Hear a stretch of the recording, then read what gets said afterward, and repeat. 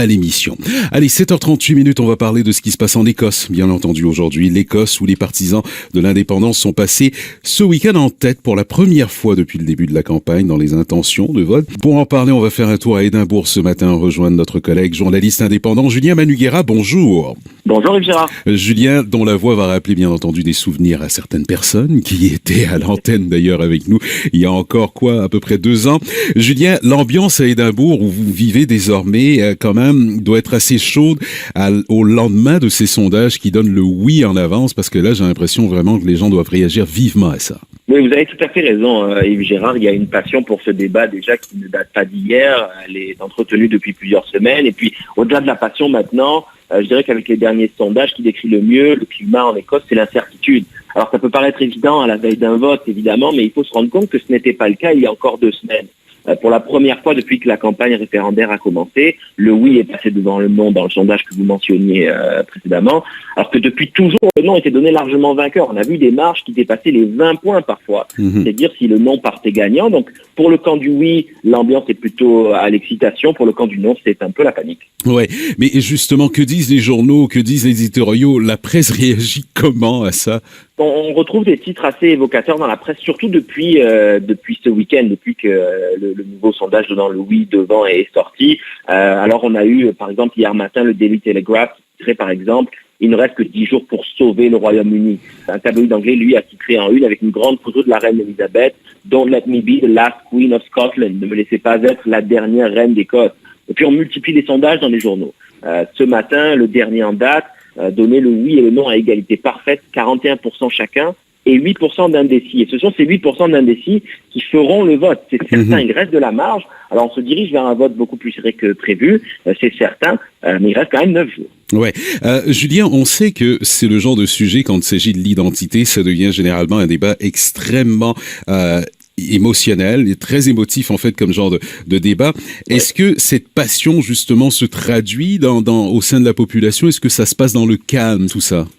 C'est un peu entre les deux, c'est-à-dire que le climat est assez chaud mais pas trop non plus. C'est assez amusant parce que j'ai remarqué que les Britanniques mettent un petit peu plus de temps avant de s'emporter, avant de lever la voix, mais quand ils se lancent, ils se lancent. J'ai assisté à quelques conversations extrêmement animées autour du sujet. Je vous conseille d'aller voir dans les repas de famille, parce que c'est là où ça se passe. Moi-même, j'ai vécu des expériences assez bruyantes autour du rôti du dimanche. C'était assez animé. On voit le ton monter parfois lors de réunions d'information aussi qui sont liées au référendum. C'est normal. Ce sont des discussions qui divisent et chacun est certain d'avoir raison, donc ça chauffe un peu. Sinon, il y a eu quelques incidents relayés par la presse, notamment ces derniers jours, et un qui concerne l'ancien secrétaire d'État pour l'Écosse, Jim Murphy, du Parti travailliste, donc un partisan du non au référendum, qui a reçu des œufs lors d'une de ses interventions la semaine dernière. Donc on a relevé quand même quelques incivilités ici et là, mais je dirais rien de très grave. Tout se passe pour le moment dans un calme passionné, si ça a du sens.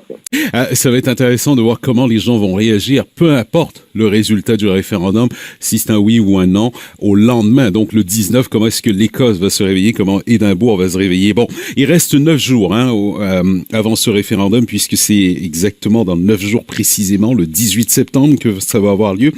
Quelles sont les clés pour ce vote-là? J'en vois deux. La première, je dirais que c'est la contre-attaque du camp du non.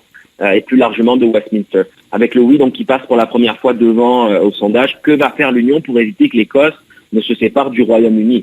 La contre-attaque a commencé. Alistair Darling, le leader de la campagne pour le non, a tout de même encore une belle carte à jouer, et c'est la dévolution. En gros, c'est la garantie de plus de pouvoir accordé à l'Écosse, mais au sein de l'Union. On parle même aujourd'hui, depuis 2 jours, de dévolution maximum. Là, ça veut dire que le Royaume-Uni donnerait à l'Écosse quasiment tous les pouvoirs d'une nation indépendante, sauf la défense et les affaires étrangères. Comprenez-moi bien, on avait déjà garanti aux Écossais un élargissement des pouvoirs en cas de vote non. Et là, on est prêt à leur proposer encore plus dans le cas d'un vote non, parce qu'il y a un peu le feu à la maison là, dans le camp du non. Donc ça, c'est une arme à ne pas prendre à la légère, la dévolution de tout temps et dans tous les sondages. La dévolution maximum, c'est la solution que favorisent les Écossais par-dessus tout. Et puis le deuxième point, l'autre enjeu qui mérite d'être souligné, c'est la capacité du SNP, donc le parti indépendantiste écossais, de conserver le momentum, de surfer sur la vague positive pour les 9 jours qui restent. L'annonce hier de l'arrivée du nouveau bébé dans la famille royale, Ouais. pour moi, ça n'est pas un hasard du tout. Les Britanniques sont très attachés au couple William et Kate, on le sait tous, Mhm. et puis pour étouffer le momentum des indépendantistes, il n'y a rien de mieux qu'une annonce raz-de-marée comme ça qui va occuper les médias durant plusieurs jours et éviter que la presse ne parle trop de cet avantage que le oui est en train de prendre. Mhm. Dans ce cas, le timing de l'annonce là, de la grossesse de Kate, il est absolument parfait. Et donc, le S&P va devoir s'adapter, trouver le bon équilibre pour réussir son pari qui semblait totalement fou il y a encore quelques jours. Ce sera pas facile, mais il reste 9 jours maintenant. Julien, on va se donner rendez-vous le 19, tiens. Voir un peu Oui. comment est-ce que l'Écosse se réveille au lendemain de ces référendums. Merci d'avoir pris le temps de nous parler. Un plaisir de vous avoir. Je vous en prie, Gérard, ça m'a fait plaisir. À bientôt. Julien Manouguera, journaliste indépendant qui nous parlait donc depuis Édimbourg ce matin. Il est actuellement 7h45.